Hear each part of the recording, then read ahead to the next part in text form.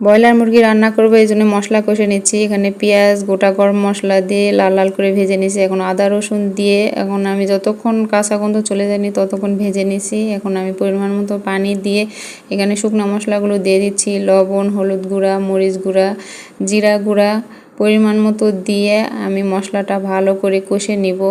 যতক্ষণ মশলার গা থেকে তেল ছেড়ে দেয়নি ততক্ষণ কষে নিব। দেখেন আমার মশলার গা থেকে তেল ছেড়ে দিছে, কত সুন্দর একটা কালার আসছে। এখন মশলা কষা শেষ। এখন মাংসগুলো আমি দিয়ে দিচ্ছি।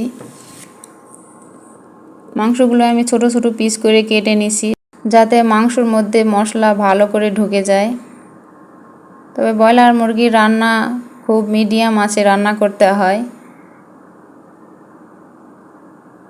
নাহলে এর মধ্যে মশলা ঢোকে না। খুব জোরে রান্না করা যাবে না, আর এভাবে অনবরত নাড়তে থাকতে হবে যতক্ষণ এই পানি টেনে যায়নি ততক্ষণ আমি মাংসটা কষে নিব। ঢাকা দিয়ে রাখলাম, একটু পর পর নেড়ে দিব, কারণ এই মাংসটা তলে লেগে যাওয়ার সম্ভাবনা আছে। যেহেতু পানি অ্যাড করিনি, মাংসর পানি এখনও টেনে যায়নি, এই জন্য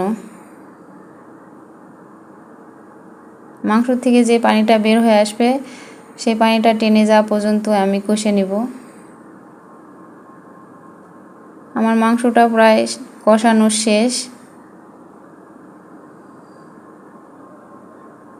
এখন আমি পানি দিয়ে দিব।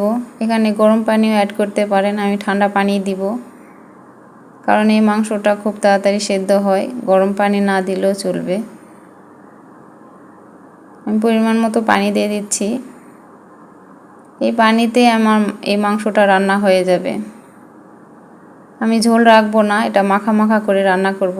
ব্রয়লার মুরগি মাখা মাখা করে রান্না করলে বেশি মজা হয়। তবে আপনারা চাইলে এখানে পেঁয়াজ বাটাটাও দিতে পারেন। আমি পেঁয়াজ বাটা দিইনি, পেঁয়াজ বাটা দিলে এর গ্রেভিটা অনেক ঘন হয়।